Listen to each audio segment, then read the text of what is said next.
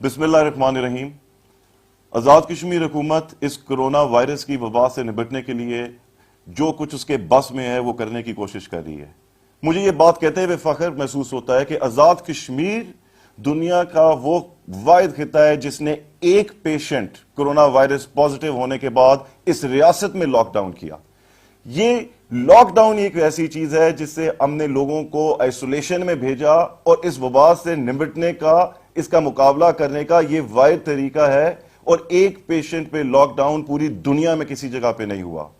वज़ीर-ए-आज़म की कमिटमेंट कि उन्होंने अपना नया prime minister house quarantine facility declare किया, इस चीज का मुंह बोलता सबूत है।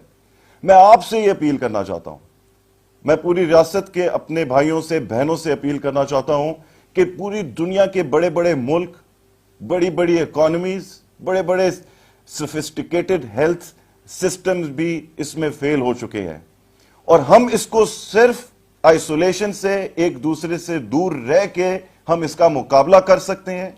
इसमें हुकूमत का साथ दें और इस लॉकडाउन के ऊपर पाबंदी करें ताकि हम अपने आप को, अपने वालिदैन को, अपने बच्चों को, माओं को, बहनों को इस वबा से दूर रख सकें। आप सबका बहुत बहुत शुक्रिया।